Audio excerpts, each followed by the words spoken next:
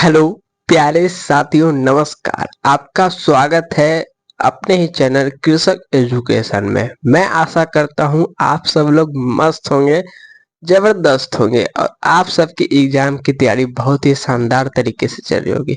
तो दोस्तों, आज की इस वर्ग को खास बनाने के लिए मैं कुछ क्वेश्चन लाया हूँ। उससे पहले एक मैं बात करता हूँ, आप सब लोग नोट्स को लिए होंगे या नहीं लिए होंगे। लेकिन आप अगर नहीं लिए हैं तो आप टेलीग्राम ग्रुप में जुड़ जाइए और वहां से आप नोट्स का फायदा उठाइए। जाइए, जाकर वहां से लीजिएगा। अगर आप नोट्स ले लिए होंगे तो उसमें आपको देखे होंगे बिल्कुल आसान भाषा में लिखा गया है, बिल्कुल सरल तरीका से, वो भी आपको पूरा डिटेल में। वहां अगर पढ़ लेते हैं तो आपको एक भी ऑब्जेक्टिव एक भी सब्जेक्टिव इस चैप्टर से नहीं छूटेगा। अब मैं बात करता हूँ इन क्वेश्चन का। अगर इस क्वेश्चन को यानी कि करने के बाद अगले वीडियो जो आएगा उसमें मैं नोट्स में पहले दिखा देता हूँ क्या नोट्स था। ये था 2 पेज में नोट्स की मैं बात किया था, वो आपको अपलोड है इस चैप्टर का। बिल्कुल आपको एक एक वर्ड एक एक सेंटेंस बिल्कुल आसान में लिखा है, कोई बड़का पहाड़ जैसा नहीं लिखा गया। मैं हकीकत बात बताता हूँ। आइए, अगर मैं बात करूं इस वीडियो खत्म होने के बाद अगला वीडियो जो आएगा उसमें आपको क्वेश्चन बैंक इस चैप्टर से करवा दूंगा, तो आपको किसी प्रकार का डर नहीं होगा। पूरा सॉलिड स्टेट का क्वेश्चन बैंक है भाई। ठीक है, आइए स्टार्ट करते हैं। मार्कर किधर? आइए, फर्स्ट नंबर क्वेश्चन है, क्रिस्टलीटोस और क्रिस्टलीटोस में अंतर स्पष्ट करें। इंग्लिश में ये बोलते हैं क्रिस्टलीय और अक्रिस्टलीय को नॉन क्रिस्टलीय बोलते हैं। ठीक है, आइए इधर अंतर मतलब दोनों पट्टी एगो रेखा खींच देंगे, इधर क्रिस्टलीय इधर अक्रिस्टलीय। क्रिस्टलीय तरफ लिखेंगे वैसा ठोस जिसका कण नियमित रूप से सजे होते हैं और निश्चित ज्यामिति का निर्माण नहीं करते हैं, उसी को क्रिस्टलीय ठोस कहते हैं। अक्रिस्टलीय ठोस लिखेंगे इस वैसा ठोस जिसके कण अनियमित रूप से सजते हैं और निश्चित ज्यामिति का निर्माण नहीं करते हैं। कि कितना बड़का पहाड़ लिखा है बताओ, इतना हल्का परिभाषा लिखा है। ठीक है, एक एक हो गया। अगला अगला अगला अगला अगला लिखेंगे। ठीक है, अगला दूसरा नंबर लिखेंगे क्या?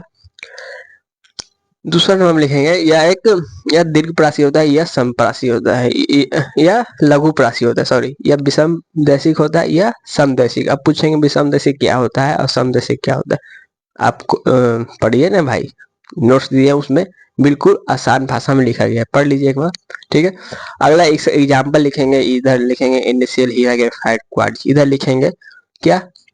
प्लास्टिक हो गया, रबर हो गया, प्लास्टिक रबर क्वार्ट्ज ग्लास हो गया, यही सब इधर होगा क्रिस्टलीटोस में। अगला क्वेश्चन बात करते हैं, इकाई सेल क्या है? यूनिट सेल इसको इंग्लिश में बोलते हैं। यूनिट सेल ये आपके एग्जाम में पूछा था, सेंटर एग्जाम में, लेकिन मैं सोचा नहीं लाता हूँ, लेकिन चलो आप लिख दिया तो बता आता हूँ इकाई सेल क्या है। बिल्कुल आसान भाषा में लिखेंगे। क्या लिखेंगे भाई? क्रिस्टलीय ठोस के सबसे छोटे रूप या इकाई भाग को क्या कहते हैं? इकाई सेल कहते हैं। अब क्रिस्टलीय ठोस के संरचना है वो भी आपको बना के देवल है, नोट्स देखिए जाके। इकाई सेल क्या है? क्रिस्टलीय ठोस के सबसे छोटे रूप या इकाई भाग को इकाई भाग क्या कहते हैं? इकाई सेल कहते हैं। इधर देखिए, फिगर देखिएगा एक बार, फिर से बना देगा फिगर बा। देखो फिर से बना दे, समझा दे अच्छा से। चलो देखना अच्छा से फिगर को,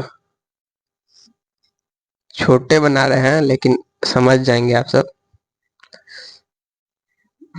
इधर इधर इधर कोना के बाद एक गो कोना, दो कोना, तीन कोना, चार कोना, समझ रहे हैं ना? देखिए, 5 कोना, 6 कोना, 7 कोना, 8 कोना, एक कोना, दो कोना, तीन कोना, चार कोना, 5 6 7 8 कोना की संख्या 8 गो। ठीक है, फलक गिनवाते हैं। एक फलक, दो फलक, तीन फलक, चार फलक, 5 फलक, 6 फलक। फलक की संख्या के गो? 6 गो। 6 गो फलक की संख्या। किनारा गिनवाते हैं, देखना है। एक किनारा, दो किनारा, तीन किनारा, चार किनारा, एक 5 किनारा पीछे वाला, 5 6 7 8 8 किनारा हुआ। एगो 9 गो, एगो 10 गो, 11 गो, 12 गो, 12 किनारा हो गया। अब बात करते हैं फलक। एक फलक पे कितना होता है? एक फलक पे 1/2 होता है। किनारा 1/, इसको मिटा दो, 1/4 गो होता है। ठीक है, कोना की बात करें तो 1/8 गो होता है। एक कोना पे पूरा कोना 8 गो है।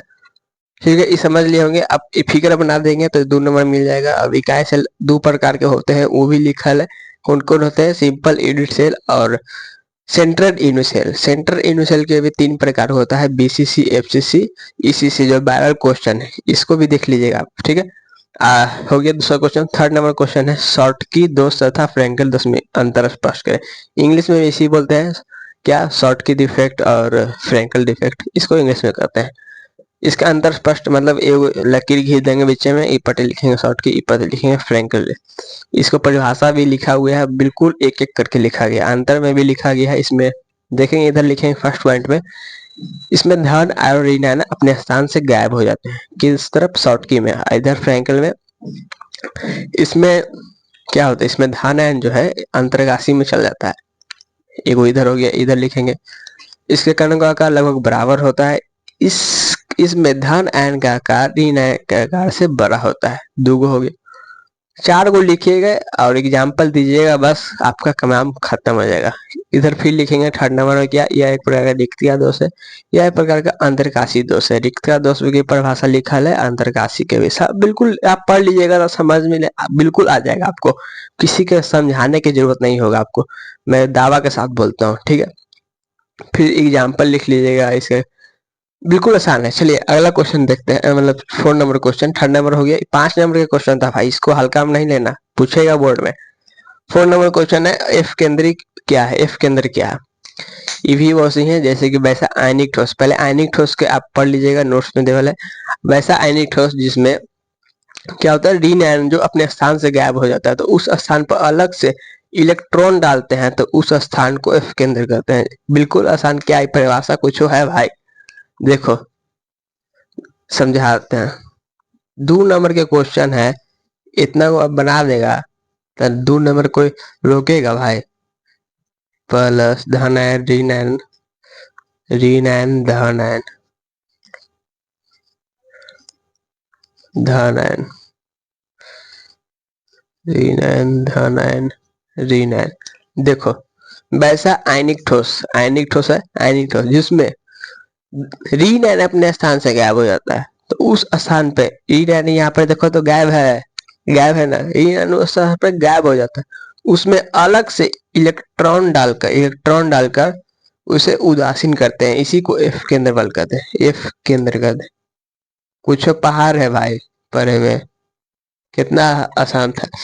इसी को एफ केंद्र कहते हैं। नोट्स में लिखल है, आप जाकर वहां से पीडीएफ डाउनलोड कीजिएगा और कॉपी में लिख लीजिएगा, बस काम खत्म। नहीं तो एगो प्रिंट निकलवा लीजिएगा, एक पेज 2 पेज में तो निकल जाएगा आपका पूरा नोट्स में। ठीक है, अब 5वां नंबर देखते हैं, ठोस में दोष क्या है?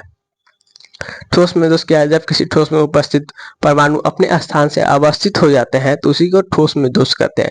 ये 2 प्रकार के होता है, एगो बिंदु दोष, एगो रेखा दोष। ये भी वायरल क्वेश्चन है, बोर्ड के फेवरेट क्वेश्चन में एक है बिंदु दोष क्या है, आप उसको भी पढ़ लीजिएगा नोट्स में, बिल्कुल आसान तरीका से।